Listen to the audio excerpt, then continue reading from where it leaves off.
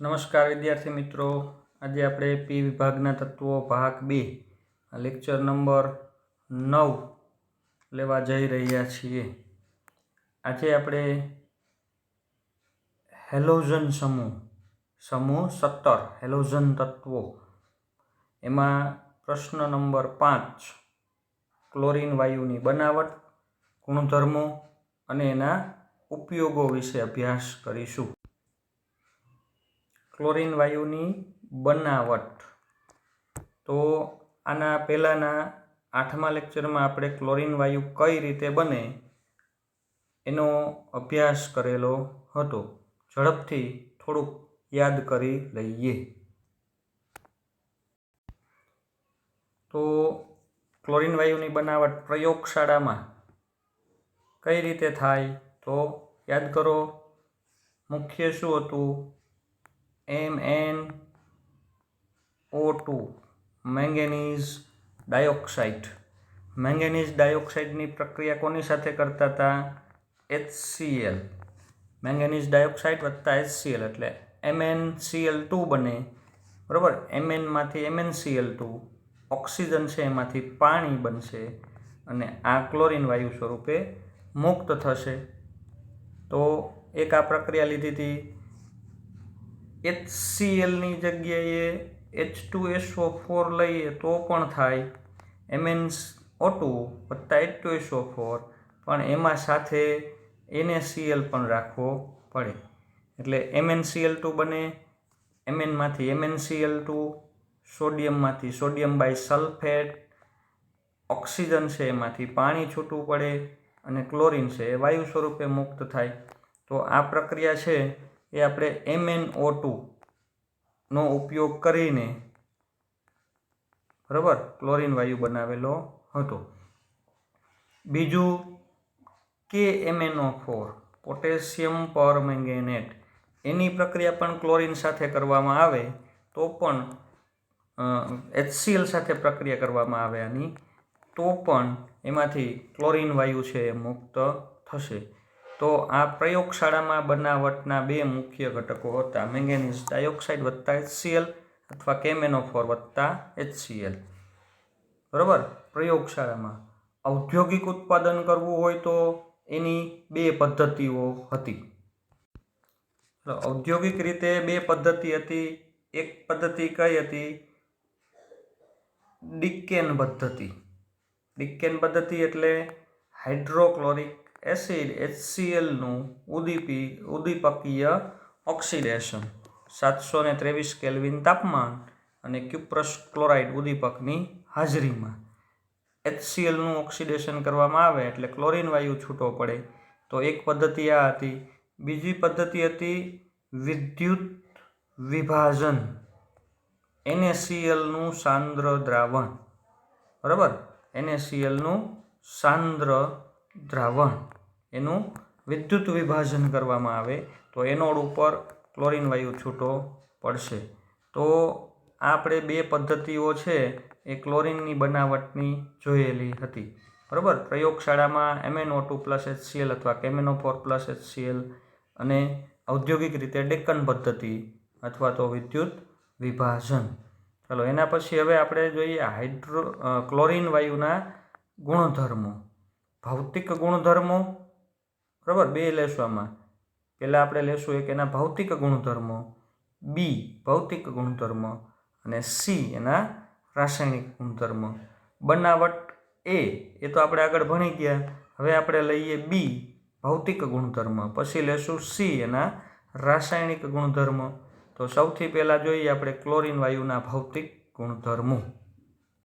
ભૌતિક ગુણધર્મમાં એનો વાસ, એની વાસ કેવી છે, એનો રંગ કેવો છે, ગલન બિંદુ, ઉત્કલન બિંદુ, પાણીમાં દ્રાવ્ય કે અદ્રાવ્ય વગેરે જેવા ગુણધર્મો છે, એની ઘનતા, આ બધા છે એ એના ભૌતિક ગુણધર્મ થયા. સૌથી પહેલાં વાસ, તો એકદમ તીવ્ર ગુંગળામણકારક વાસ ધરાવતો ઝેરી વાયુ છે. રંગ, તો લીલાશ પડતો વાયુ છે. વાયુ અવસ્થામાં હોય તો લીલાશ પડતો છે. પ્રવાહી અવસ્થામાં ફેરવવામાં આવે તો લીલાશ પડતા આછા પીળા રંગનું પ્રવાહીમાં રૂપાંતર પામે. તો આ થયો એનો રંગ, લીલાશ પડતો વાયુ અને આછા પીળા રંગનું પ્રવાહી. ઉત્કલન બિંદુ તો 239 કેલ્વિન તાપમાન છે એનું ઉત્કલન બિંદુ, એટલે કે વાતાવરણના તાપમાનથી ઘણું નીચું, સામાન્ય તાપમાને એ વાયુ અવસ્થામાં અસ્તિત્વ ધરાવે. પાણીમાં સારો એવો દ્રાવ્ય છે અને હવા કરતાં 2 થી 5 ગણો ભારે છે, એટલે કે હવા કરતાં એની ઘનતા વધારે છે. બરાબર. તો આ થયા એના ભૌતિક ગુણધર્મો. વાસ તો તીવ્ર ગૂંગળામણકારક વાસ ધરાવતો ઝેરી વાયુ છે. લીલાશ પડતો પીળો રંગ ધરાવે છે પ્રવાહી અવસ્થામાં. વાયુ અવસ્થા હોય તો લીલાશ પડતો રંગ ધરાવે છે. ઉત્કલન બિંદુ 239 કેલ્વિન, પાણીમાં દ્રાવ્ય અને હવા કરતાં 2 થી 5 ગણો ભારે છે. રાસાયણિક ગુણધર્મો છે એ ખૂબ અગત્યના છે. રાસાયણિક ગુણધર્મ એટલે એની કોની સાથે પ્રક્રિયાઓ થાય છે, તો ખૂબ જ અગત્યના એના રાસાયણિક ગુણધર્મો. આ તમારે ખાસ તૈયાર કરવાના છે, કારણ કે વારંવાર આમાંથી પ્રશ્નો છે એ પરીક્ષામાં પૂછાતા હોય છે. સૌથી પહેલાં આપણે ઉપર છેલ્લું જોઈ લઈએ, કોની સાથે, તો ધાતુ અધાતુ સાથે કેવી પ્રક્રિયા આપે, હાઇડ્રોજન અથવા તો હાઇડ્રોજનના સંયોજનો સાથે કેવી પ્રક્રિયા આપે, એમોનિયા સાથે કેવી પ્રક્રિયા આપે છે, આલ્કલી એટલે કે બેઝ NaOH જેવા બેઝ સાથે કેવી પ્રક્રિયા આપે છે, ફોડેલો ચૂનો આ પણ એક બેઝિક પદાર્થ કહેવાય છે, એની સાથે કેવી પ્રક્રિયા આપે છે. બરાબર. હાઇડ્રોકાર્બન સાથે કેવી પ્રક્રિયા, હાઇડ્રોકાર્બન એટલે આલ્કેન આલ્કીન, એની સાથે કેવી પ્રક્રિયા આપે છે. ભેજ એટલે કે પાણી સાથે કેવી પ્રક્રિયા દર્શાવે છે, અને ઓક્સિડેશન કરતા તરીકેની એની વૃત્તિ કેવી છે. આ થયા એના બધા રાસાયણિક ગુણધર્મો. તો 8 ગુણધર્મો આપણે જોઈએ એક પછી એક. ચાલો સૌથી પહેલાં લઈએ ધાતુઓ અથવા તો અધાતુઓ સાથે કેવી પ્રક્રિયા દર્શાવે છે. તો સૌથી પહેલાં આપણે ધાતુ સાથેની પ્રક્રિયા લઈ. તો ધાતુ સાથે તો ક્લોરાઇડ ક્ષાર બનાવે. બરાબર. એલ્યુમિનિયમ ક્લોરાઇડ AlCl3 બનશે. સોડિયમ સાથે પ્રક્રિયા કરીએ તો સોડિયમ ક્લોરાઇડ NaCl એ બનશે. આયર્ન સાથે પ્રક્રિયા કરીએ તો Fe3 મેક્સિમમ અવસ્થામાં લઈ આવશે અને પૂરું ઓક્સિડેશન કરશે. ફેરિક ક્લોરાઇડ ને ફેરસ ક્લોરાઇડ બની શકે, પણ ફેરિક ક્લોરાઇડ બનશે કારણ કે FeCl3 પૂરું ઓક્સિડેશન કરશે. તો આ ધાતુ સાથેના ક્ષાર થયા. આ બધા ધાતુ સાથેના ક્લોરાઇડ ક્ષાર AlCl3 NaCl FeCl3. બરાબર. આવા ક્લોરાઇડ ક્ષાર બનશે. ફોસ્ફરસ સાથે પ્રક્રિયા કરે તો PCl3 ફોસ્ફરસ ટ્રાઇક્લોરાઇડ, અને PCl5 બની શકે. એ પ્રક્રિયા પરિસ્થિતિ અહીંયા કેટલી છે એના ઉપર આધાર હોય. તો PCl3 અથવા PCl5 બની શકે. સલ્ફર સાથે પ્રક્રિયા કરે તો S2Cl2, ખાસ યાદ રાખજો, સલ્ફર ડાઇક્લોરાઇડ S2Cl2, સલ્ફર ડાઇક્લોરાઇડ S2Cl2 બનાવે છે. તો આ થયા એના ધાતુઓ સાથેની પ્રક્રિયા. બરાબર. ચાલો એના પછી આપણે હાઇડ્રોજન સાથે કેવા સંયોજનો બનાવે અથવા તો હાઇડ્રોજનના સંયોજનો સાથે કેવી પ્રક્રિયા આપે એના વિશે જોઈએ. તો હાઇડ્રોજન સાથેની પ્રક્રિયા છે એમાં હાઇડ્રોજન પ્રત્યે પ્રબળ આકર્ષણ ધરાવે છે, એટલે હાઇડ્રોજન સાથે એકદમ ઝડપથી જોડાઈ જાય છે અને શું બનાવશે, તો H2+Cl2 શું બનશે અહીં HCl. બરાબર. એવી રીતે H2S+Cl2 અહીં શું બનશે, તો અહીં પણ HCl બનશે અને પ્લસ સલ્ફર એમાંથી મુક્ત થશે. એવી રીતે કોઈ હાઇડ્રોકાર્બન હોય, હાઇડ્રોકાર્બન આના જેવું, તો એની સાથે પ્રક્રિયા કરે તો એમાંથી પણ હાઇડ્રોજન શોષી લેશે, બરાબર. હાઇડ્રોજન આમાંથી લઈ લેશે, કારણ કે હાઇડ્રોજન પ્રત્યે પ્રબળ આકર્ષણ ધરાવે છે. એટલે હાઇડ્રોજન લઈ લેશે, એમાંથી બનશે HCl પ્લસ આમાં કાર્બન છે એ મુક્ત થશે. તો હાઇડ્રોજન પ્રત્યે આકર્ષણ હોય એ શું બનાવે છે? HCl. આમાં HCl બનશે, અહીંયા HCl બનશે, અહીંયા પણ HCl બનશે, બરાબર.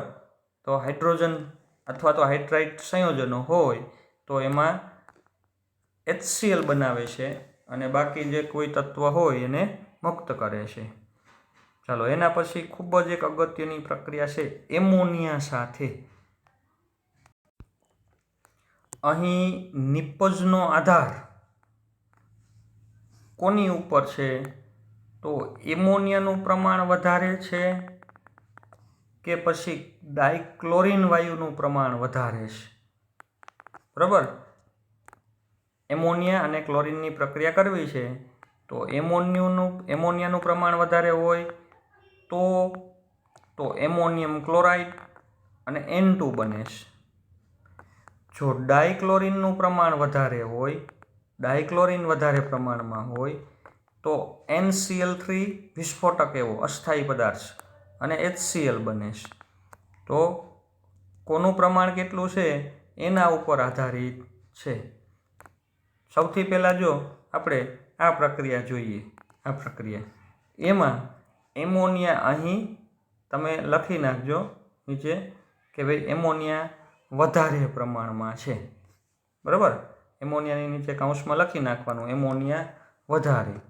તો શું થશે?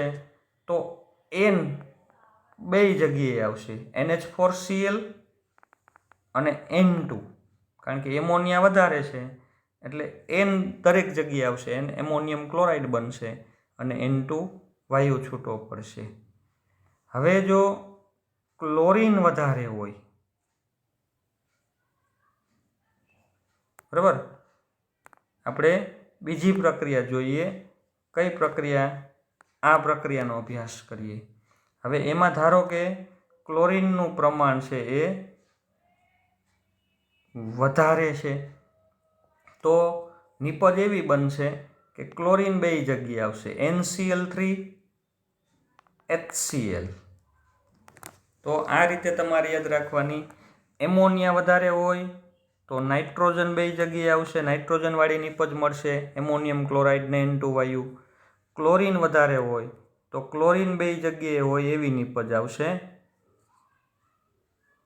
આવી રીતની, બરાબર. તો આ રીતે તમારે આ પ્રક્રિયા છે એ યાદ રાખવાની થશે. ચાલો, તો આ ખૂબ જ અગત્યની પ્રક્રિયા છે, ખાસ તમારે યાદ રાખવાની છે. એમોનિયા અને ક્લોરિન વાયુની પ્રક્રિયા થાય તો નિપજ શું મળશે? તો જો એમોનિયા વધારે પ્રમાણમાં હોય તો એમોનિયમ ક્લોરાઇડ અને નાઇટ્રોજન વાયુ નિપજ તરીકે મળે. આમાં તમે ઓક્સિડેશન આંકનો ઉપયોગ કરીને પ્રક્રિયાને બેલેન્સ કરી શકો. નાઇટ્રોજનનો ઓક્સિડેશન આંક અહીં શું થાય છે અને નાઇટ્રોજનનો ઓક્સિડેશન આંક અહીં કેટલો થાય છે, વધઘટ થાય છે. આનો ઉપયોગ કરીને તમે આ પ્રક્રિયાને બેલેન્સ છે કરજો. એવી જ રીતે બીજી પ્રક્રિયા, ક્લોરિનનું પ્રમાણ વધારે હોય તો શું થશે? તો એમાં પણ તમે ક્લોરિન, બરાબર, અને નાઇટ્રોજન એના ઓક્સિડેશન આંક છે એમાં શું ફેરફાર થાય છે એનો ઉપયોગ કરીને તમે એ પ્રક્રિયાને પણ બેલેન્સ કરજો. આમાં ક્લોરિનનો ઓક્સિડેશન આંક કેટલો થાય છે, ક્લોરિનનો ઓક્સિડેશન આંક, અને નાઇટ્રોજનનો ઓક્સિડેશન આંકમાં શું ફેરફાર થાય છે. અહીંયા પણ તમારે ક્લોરિનના ઓક્સિડેશન આંકને જોવો પડશે. તો એનો ઉપયોગ કરીને તમારે આ પ્રક્રિયાને બેલેન્સ કરવાની છે. પરંતુ ખાસ અગત્યની છે નિપજ. એમોનિયા વધારે હોય તો એમોનિયમ ક્લોરાઇડ ને N2 વાયુ, ક્લોરિન વધારે હોય તો NCl3 અને HCl નિપજ તરીકે મળે. ચાલો, એના પછી આપણે લઈ આલ્કલી સાથે. આલ્કલી સાથે નિપજ કેવી મળશે એનો આધાર એની સ્થિતિ ઉપર છે. જો ઠંડો અને મંદ આલ્કલી હોય તો અલગ નિપજ મળશે. ગરમ અને સાંદ્ર બેઝ હોય તો પણ અલગ નિપજ મળશે. સૌથી પહેલાં આપણે લઈએ ઠંડુ અને મંદ આલ્કલી હોય તો એમાં શું બને છે? ક્લોરાઇડ બને છે. ક્લોરાઇડ એટલે સોડિયમ ક્લોરાઇડ. અને હાઇપોક્લોરાઇટ એટલે કે સોડિયમ હાઇપોક્લોરાઇટ બને છે. સામાન્ય રીતે આપણે બોલી તો ખાલી ક્લોરાઇડ એટલે સોડિયમ ક્લોરાઇડ, બરાબર. ક્લોરાઇડ એટલે સોડિયમ ક્લોરાઇડ બને અને હાઇપોક્લોરાઇટ એટલે કે સોડિયમ હાઇપોક્લોરાઇટ બને છે. પરંતુ જો ગરમ અને સાંદ્ર બેઝ લેવામાં આવે તો એક નિપજ તો આની જેમ જેમ આમાં ક્લોરાઇડ બને છે એમ આમાં પણ ક્લોરાઇડ જ બને છે.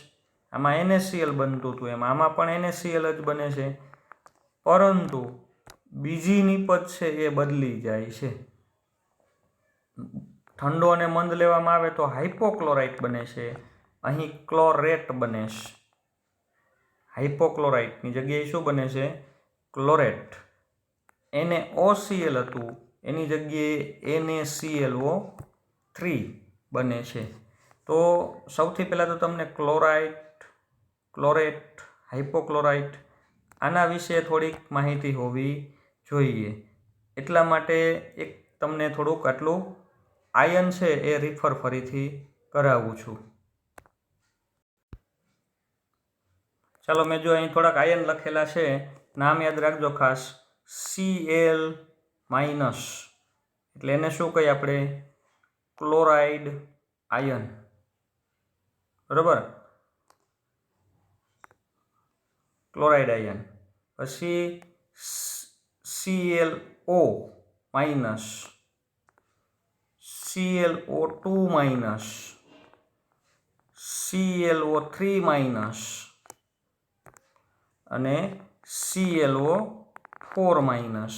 આને શું કહેવાય? તો એનું નામ તમારે યાદ રાખવું હોય તો પહેલાં આને એકને યાદ રાખવાનું.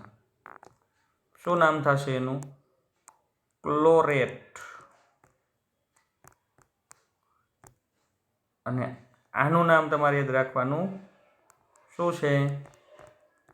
તો ક્લોરાઇટ. એટલે બેના નામ તમને આવડતા હોય તો હવે આનું નામ તમને આવડી શકે. શું નામ થશે આનું? એક ઓછો છે તો એના માટે હાઇપો લગાડવાનું. હાઇપોક્લોરાઇટ. આપણે ભૂલ કરી છે એક. ક્લોરાઇટ કરજો, બરાબર. તો આ બે નામ તમારે ખાસ યાદ રાખવાના. આ શું છે? ક્લોરેટ.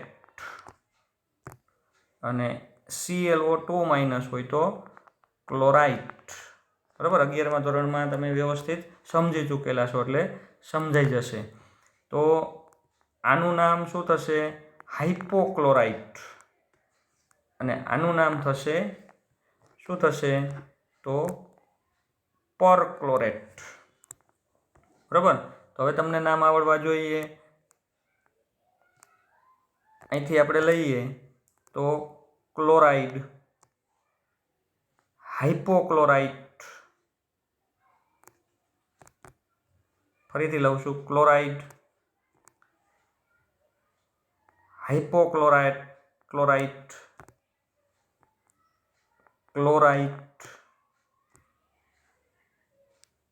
ક્લોરેટ અને છેલ્લું આજે સૌથી ઉપરનું છે પરક્લોરેટ. તો આ રીતે આ બધા ક્લોરીનના આયનો છે. તો હમણાં આપણે જોયું એમ આલ્કલી સાથે જ્યારે પ્રક્રિયા કરીએ બેઝ સાથે NaOH તો ઠંડો અને મંદ બેઝ લેવામાં આવે તો શું બને? તો ક્લોરાઇડ તો બને જ અને સાથે સાથે શું બને છે? હાઇપોક્લોરાઇટ બને. હા, હાઇપોક્લોરાઇટ. ક્યારે? કે આલ્કલી ઠંડો અને મંદ લેવામાં આવે ત્યારે. પરંતુ જો આ સાંદ્ર આલ્કલી લેવામાં આવે, સાંદ્ર ગરમ અને સાંદ્ર બેઝ લેવામાં આવે તો શું બને છે? તો ક્લોરેટ બને છે. ક્લોરેટ ક્યારે બને છે? ગરમ અને સાંદ્ર બેઝ લેવામાં આવે તો. બંનેમાં આ ક્લોરાઇડ તો કોમન્સ, ઠંડો કે મંદ લેવામાં આવે કે સાંદ્ર લેવામાં આવે, ક્લોરાઇડ તો બને જ, સોડિયમ ક્લોરાઇડ. પણ હાઇપોક્લોરાઇટ બનશે કે ક્લોરેટ બનશે એનો આધાર એ ઠંડો ને મંદ છે કે ગરમ અને સાંદ્રસ એના ઉપર છે. તો ફરીથી જુઓ શું છે? જ્યારે ઠંડો અને મંદ બેઝ લેવામાં આવે તો એમાં હાઇપોક્લોરાઇટ બને છે, NaOCl. પરંતુ જો ગરમ અને સાંદ્ર બેઝ લેવામાં આવે તો એમાં NaClO3 એટલે કે ક્લોરેટ બને છે. તો આ પ્રક્રિયા છે એ ખૂબ અગત્યની છે. ચાલો, પાંચમું એના જેવું જ, જેમ NaOH લેતા હતા એમના જેવું જ કેલ્શિયમ હાઇડ્રોક્સાઇડ, શુષ્ક ફોડેલો ચૂનો, એના સાથે પ્રક્રિયા કરવામાં આવે તો શું બને છે? તો શુષ્ક ફોડેલો ચૂનો એટલે કેલ્શિયમ હાઇડ્રોક્સાઇડ, બરાબર, ભેજ રહિત. તો શુષ્ક ફોડેલો ચૂનો એટલે કે કેલ્શિયમ હાઇડ્રોક્સાઇડ એની પ્રક્રિયા ક્લોરીન વાયુ સાથે કરવામાં આવે તો શું બને? તો હમણાં આગળ જોયું એમ ક્લોરાઇડ બને, કેલ્શિયમ ક્લોરાઇડ અને કેલ્શિયમ હાઇપોક્લોરાઇટ, કેલ્શિયમ હાઇપોક્લોરાઇટ બને છે. અહીંયા જે આપણે પ્રક્રિયા જોઈ હતી એ જ નિપજ યાદ રાખવાની છે.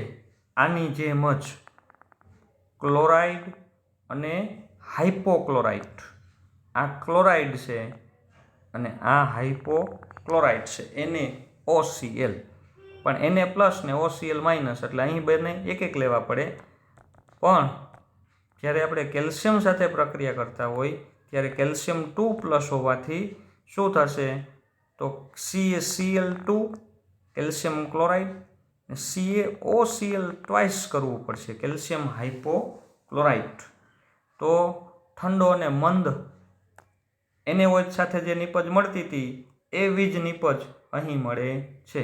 તો પ્રક્રિયા ખાસ અગત્યની આ પ્રક્રિયા, બરાબર, કેલ્શિયમ હાઇડ્રોક્સાઇડ એટલે કે ફોડેલા ચૂના સાથે ક્લોરીન વાયુની પ્રક્રિયા કરવામાં આવે એટલે નિપજ તરીકે કેલ્શિયમ ક્લોરાઇડ મળે છે, કેલ્શિયમ હાઇપોક્લોરાઇટ મળે છે અને પાણી મળે છે. હવે આ બધું જે આખું મિશ્રણ છે, આખું આ બધાનું મિશ્રણ એ હકીકતમાં તો આ રીતે દર્શાવાય: CaCl2, CaOCl2, CaOCl ટ્વાઇસ એમ બતાય, CaCl2 આટલું, CaCl2 into CaOCl twice into calcium hydroxide CaOH twice into 2H2O. એને બધાને સામાન્ય રીતે શું કહેવાય છે? તો વિરંજક પાવડર, બ્લીચિંગ પાવડર. તો આ બ્લીચિંગ પાવડરનું સંગઠન છે. બ્લીચિંગ પાવડર એટલે ઘણા બધા આવા ક્લોરાઇડ સંયોજનો છે એનું મિશ્રણ. ક્યાં ક્યાં? તો calcium chloride, calcium hypochlorite, calcium hydroxide અને પાણી, ભેજ, જળયુક્ત. તો આ બધાનું મિશ્રણ એટલે એને કહેવાય છે બ્લીચિંગ પાવડર, વિરંજક પાવડર. કઈ રીતે બને?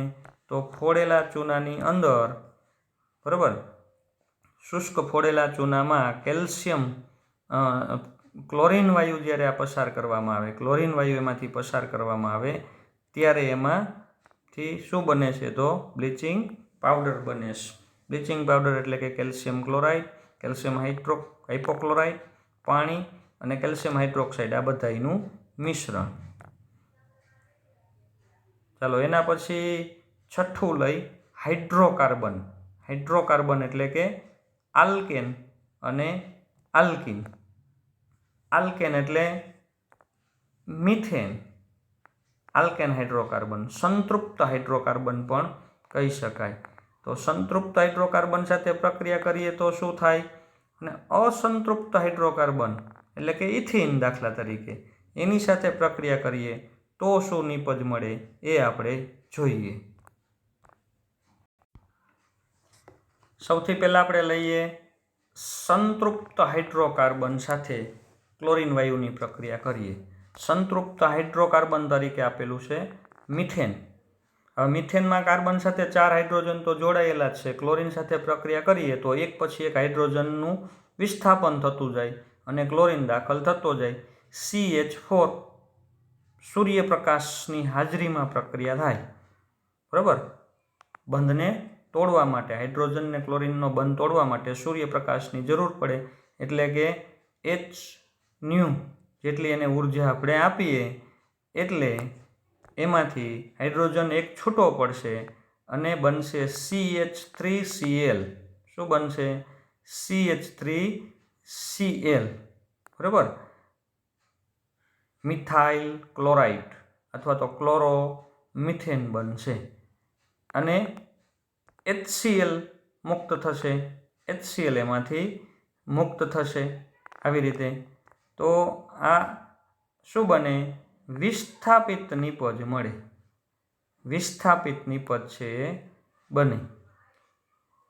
હજી આગળ પણ પ્રક્રિયા છે આ દર્શાવી શકાય.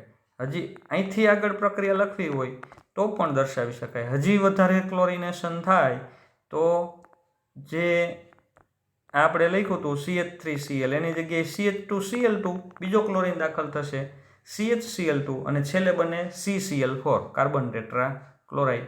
બરાબર. આ પ્રક્રિયા આગળ વધતી જાય, હાઇડ્રોજન ઓછા થતા જાય, ક્લોરીન દાખલ થતા જાય તો છેલ્લે CCl4 પણ બની શકે. ટૂંકમાં કેવી નિપજ કહેવાય? તો આ બધાને વિસ્થાપિત નિપજ કહેવાય. તો વિસ્થાપિત નિપજ મળે. હવે એનાથી ઉલટું લઈ, સંતૃપ્તની જગ્યાએ અસંતૃપ્ત લઈ એટલે કે દ્વિબંધ કે ત્રિબંધ ધરાવતા આલ્કિન કે આલ્કાઇન સાથે ક્લોરીન વાયુની પ્રક્રિયા કરીએ. આલ્કિન તરીકે શું લીધું છે અહીં? Ethene, C2H4 ethene. તો અહીં કાર્બન કાર્બન વચ્ચે દ્વિબંધ હોય. બરાબર. ઇથિનમાં કાર્બન કાર્બન વચ્ચે દ્વિબંધ આવેલો હોય. જ્યારે ક્લોરીન વાયુની પ્રક્રિયા કરીએ એટલે દ્વિબંધ સરળતાથી તૂટી જાય. તો આની જેમ સૂર્યપ્રકાશની એમાં જરૂર પડે નહીં. સૂર્યપ્રકાશની કાંઈ જરૂર પડશે નહીં. અહીં કોઈ જાતનું કાંઈ ઉદ્દીપક કે કોઈ બંધ તોડવા માટે જરૂર પડશે નહીં. કારણ કે ઇથિન છે એ સક્રિય છે. બરાબર.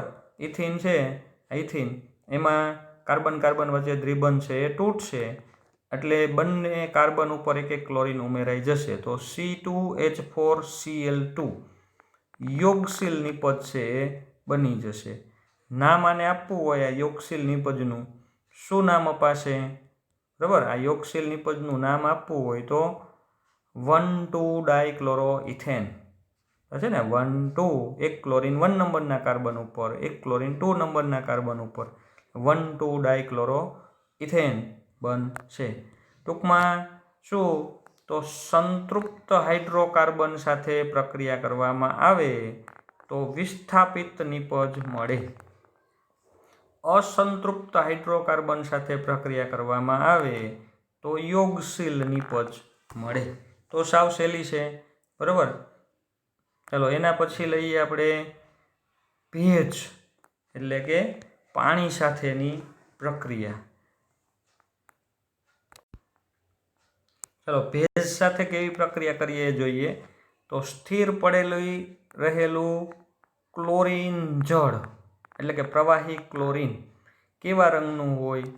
તો ક્લોરીન જળ છે એ લીલાશ પડતા આછા પીળા રંગનું હોય. પીળા રંગનું પ્રવાહી છે. પણ જો લાંબો સમય સ્થિર પડ્યું રહેશે તો હવામાંથી પાણીનું શોષણ કરશે. પાણી એટલે H2O. હવે H2Oમાંથી બે ભાગ પડે, H અને OH. બંને એક એક ક્લોરીન હારે જોડાઈ જાય તો H ક્લોરીન હારે જોડાશે એટલે HCl, OH બીજા ક્લોરીન સાથે જોડાશે એટલે HOCl. તો શું બનશે? HCl એટલે હાઇડ્રોજન ક્લોરાઇડ અને હાઇપોક્લોરિક એસિડ. બરાબર. હાઇડ્રોજન ક્લોરાઇડ બનશે અને હાઇપોક્લોરસ એસિડ બનશે. નામ ખાસ યાદ રાખજો. હાઇડ્રોજન ક્લોરાઇડ વાયુ બનશે અને આ છે હાઇપોક્લોરસ એસિડ. હાઇડ્રોજન ક્લોરાઇડને આપણે હાઇડ્રોક્લોરિક એસિડ પણ કહી શકીએ, હાઇડ્રોક્લોરિક એસિડ, અને બીજું બનશે હાઇપોક્લોરસ એસિડ. હવે જે હાઇપોક્લોરસ એસિડ બન્યું, હાઇપોક્લોરસ એસિડ આ અસ્થાયી, એમાંથી ઓક્સિજન છે એ મુક્ત થાય, નવજાત ઓક્સિજન કહેશું, કારણ કે એકલું અસ્તિત્વ ન ધરાવે, તરત જ બીજા સાથે પ્રક્રિયા કરે, એનું ઓક્સિડેશન કરી નાખે. એટલે ઓક્સિડેશન માટે ખૂબ અગત્યનો છે. તો ઓક્સિડેશન કરી નાખે છે, કોઈ કાર્બનિક સંયોજન હોય એનું ઓક્સિડેશન કરી નાખે, જેથી કરીને એનો રંગ પણ જતો રહે, એટલે એને વિરંજન કરતા પણ કહેવાય. તો સ્થિર પડી રહેલું ક્લોરીન જળ ભેજનું શોષણ કરે એટલે એક સારું એવું વિરંજન કરતા છે એ બની જાય છે. બરાબર, ફરીથી જોઈ લઈએ. જો સ્થિર પડી રહેલું ક્લોરીન જળ કેવા રંગનું છે? તો આછા પીળા રંગનું. પરંતુ જ્યારે ભેજનું શોષણ કરે છે એટલે HCl બને છે અને HOCl બને છે, એને કારણે પોતાનો પીળો રંગ છે એ ગુમાવે છે.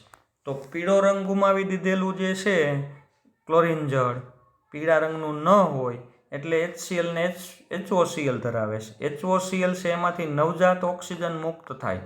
બરાબર, HOClમાંથી નવજાત ઓક્સિજન છે એ છૂટો પડે છે.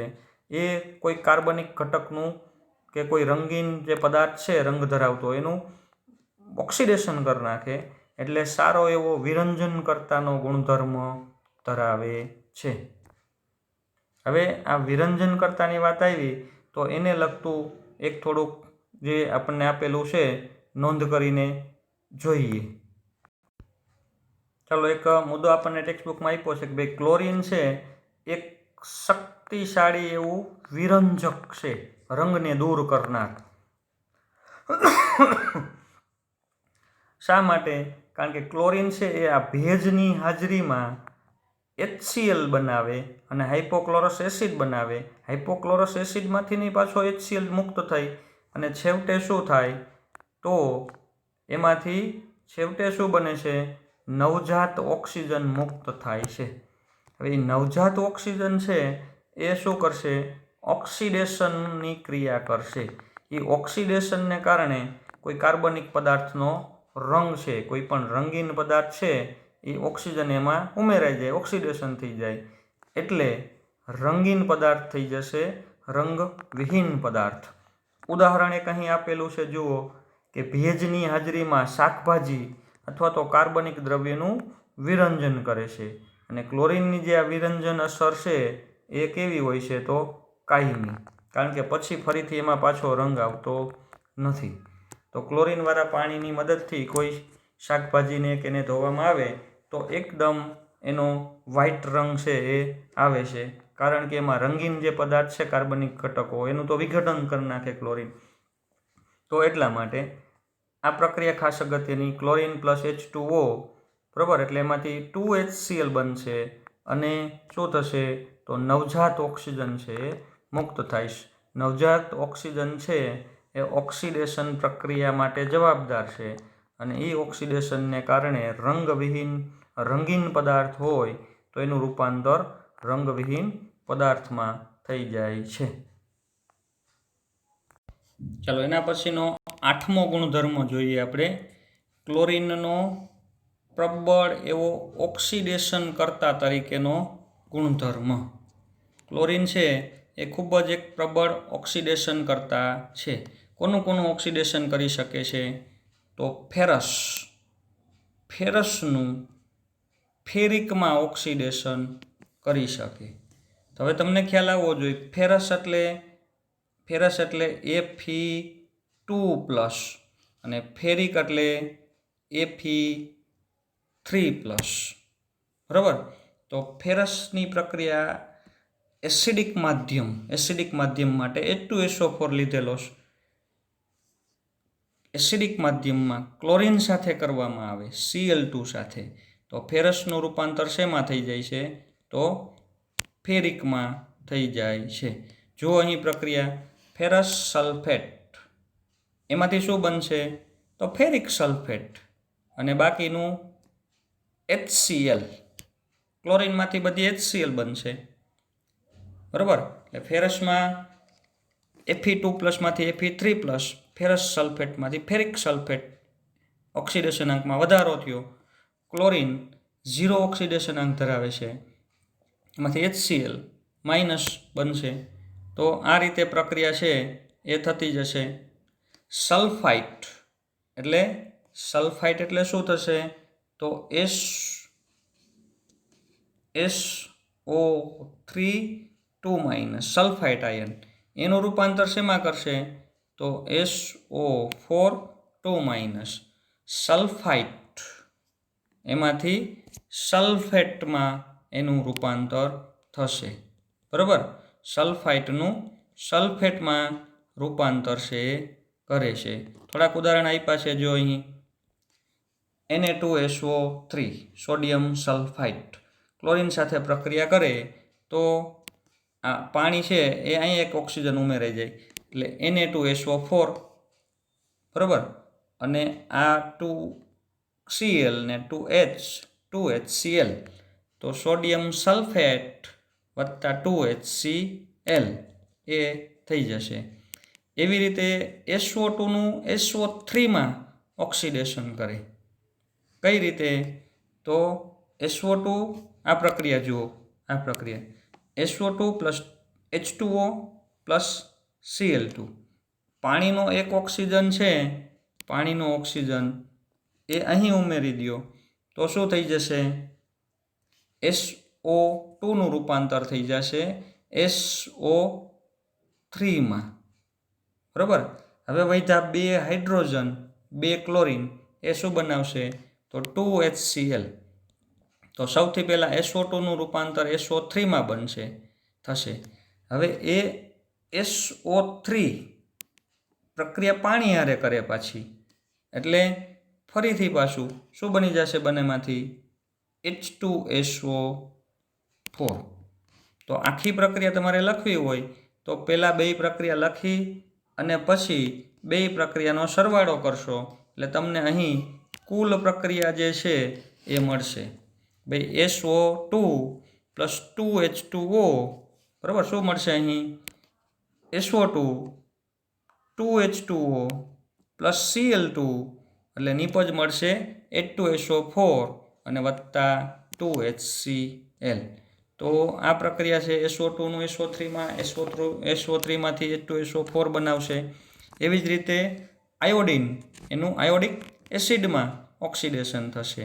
આયોડિન એટલે I2 અને આયોડિક એસિડ એટલે HiO3, બરાબર. આયોડિક એસિડ HiO3 એમાં ઓક્સિડેશન થશે, વત્તા ક્લોરીનમાંથી શું બનશે? તો HCl. તો આવી રીતે આ જે પ્રક્રિયાઓ છે એ બધી શું બતાવે છે? ક્લોરીનનો ઓક્સિડેશન કરતા સ્વભાવ, બરાબર. તો ઓક્સિડેશન કરતા સ્વભાવ કયો? ફેરસનું ફેરિકમાં ઓક્સિડેશન કરે છે. નિપજ ખાસ યાદ રાખવાની તમારે. ફેરસ સલ્ફેટ ફેરિક સલ્ફેટમાં રૂપાંતર કરશે. સોડિયમ સલ્ફાઇટ Na2SO3 એનું Na2SO4માં રૂપાંતર કરશે. SO2 એનું ફાઇનલ H2SO4માં રૂપાંતર થાય છે. આયોડિન I2 એનું આયોડિક એસિડ HiO3 એમાં એનું ઓક્સિડેશન થાય છે. તો આ થયા બધા ક્લોરીનના ઓક્સિડેશન કરતા તરીકેના ગુણધર્મો. ચાલો તો આપણે ક્લોરીનના રાસાયણિક ગુણધર્મો જોયા, ઝડપથી યાદ કરી લઈએ. કેટલા હતા? સૌથી પહેલી કોની સાથે? તો ધાતુ કે અધાતુ સાથેની પ્રક્રિયા. બીજી કોની સાથે હતી? હાઇડ્રોજન અથવા તો હાઇડ્રોજનના સંયોજનો સાથે પ્રક્રિયા. ત્રીજી તો એમોનિયા સાથે. એમોનિયા વધારે છે કે ક્લોરીન વધારે છે એને અનુરૂપ નિપજ મળે. ચોથી અને પાંચમી આ બે સરખા જેવી હતી, કારણ કે આલ્કલી NaOH છે, ગરમ છે કે ઠંડો છે, સાંદ્ર છે કે મંદ છે, એને અનુરૂપ નિપજ મળે. એવી જ રીતે કેલ્શિયમ હાઇડ્રોક્સાઇડ એની સાથે બ્લીચિંગ પાવડર બનાવે છે, એ પ્રક્રિયા જોઈ. છઠ્ઠી પ્રક્રિયા કઈ હતી? તો હાઇડ્રોકાર્બન મિથેન છે, અથવા તો CH2 double bond CH2 ethene છે એની સાથે અસંતૃપ્ત કે અસંતૃપ્તને અનુરૂપ નિપજ મળશે. 7મું ભેજ સાથે H2O સાથે પ્રક્રિયા કરીને શું કરે છે એ પ્રક્રિયા જોઈ આપણે. અને 8મું એનો ઓક્સિડેશન કરતા તરીકેનો સ્વભાવ કેવો છે એને અનુરૂપ. તો આ 8 પ્રક્રિયાઓ છે એ ખૂબ જ અગત્યની છે. વ્યવસ્થિત એની તૈયારી કરજો. ચાલો હવે છેલ્લે એક મુદ્દો જોઈએ આપણે, ક્લોરીન વાયુના ઉપયોગો. ક્લોરીન વાયુના ઉપયોગો તો હમણાં જ આપણે એના જે રાસાયણિક ગુણધર્મમાં જોયું એમ પહેલો તો એનો ઉપયોગ છે વિરંજન કરતા તરીકે. કોનું વિરંજન? તો કાગળ અને રેયોનના ઉત્પાદન માટે જરૂરી એવા લાકડાના માવાના વિરંજન માટે, જેથી કરીને કાગળ છે એકદમ વ્હાઇટ કલરનો બને. રૂ, કાપડ વગેરેના વિરંજન કરતા તરીકેનો ઉપયોગ થાય છે. કેટલીક ધાતુઓ ગોલ્ડ, પ્લેટિનમ વગેરેના નિષ્કર્ષણમાં ક્લોરીન વાયુનો ઉપયોગ કરવામાં આવે છે. કેટલાક રંગકો, ઔષધો, કાર્બન ટેટ્રાક્લોરાઇડ, ક્લોરોફોર્મ, ડીડીટી એ સિવાય બીજા કેટલાક પ્રશીતકો વગેરે જેવા કાર્બનિક સંયોજનોના ઉત્પાદનમાં એનો ઉપયોગ થાય છે. પીવાના પાણીને રોગાણુ રહિત કરવા માટે બરાબર ક્લોરિનેશન પ્રક્રિયાનો ઉપયોગ થાય. મ્યુનિસિપાલિટીનું જે પાણી આવતું હોય તો એ ક્લોરિનેશન કરેલું હોય બ્લીચિંગ પાવડર ઉમેરીને, એમાં એનો ઉપયોગ થાય છે. એ સિવાય ફોસ્ફીન COCl2, અશ્રુવાયુ CCl3NO2, આ અશ્રુવાયુ કે જે પોલીસ છે એ સામાન્ય રીતે ટીયર ગેસ તરીકેનો ઉપયોગ કરતા હોય છે એ. પછી મસ્ટાર્ડ વાયુ આ છે ખાસ અગત્યનો કે જેનો ઉપયોગ બીજા વિશ્વયુદ્ધમાં કરેલો હતો. એકદમ દુર્ગંધ ધરાવતો વાયુ છે કે દુશ્મનો બંકરમાં છુપાયેલા હોય તો એને દુર્ગંધથી બહાર કાઢવા માટેનો ઉપયોગ કરાયેલો હતો મસ્ટાર્ડ વાયુ. આવા ઝેરી વાયુઓની બનાવટમાં ક્લોરીન વાયુનો ઉપયોગ થાય છે. બરાબર, તો આટલા ઉપયોગો યાદ રાખજો. વિરંજન કરતા તરીકે, કેટલીક ધાતુના નિષ્કર્ષણમાં, પછી કેટલાક અગત્યના એવા સંયોજનોના ઉત્પાદનમાં, પીવાના પાણીને રોગાણુ રહિત કરવા માટે, અને કેટલાક ઝેરી વાયુઓની બનાવટમાં એનો ઉપયોગ થાય છે. તો વિદ્યાર્થી મિત્રો, 17મો સમૂહ હેલોજન સમૂહ, એમાં હવે આપણે એક નાનો એવો ટોપિક બાકી છે હેલોજનના ઓક્સો એસિડ, અને 18મો સમૂહ બહુ ટૂંકો છે જે આપણે આવતા લેક્ચરમાં પૂર્ણ કરીશું.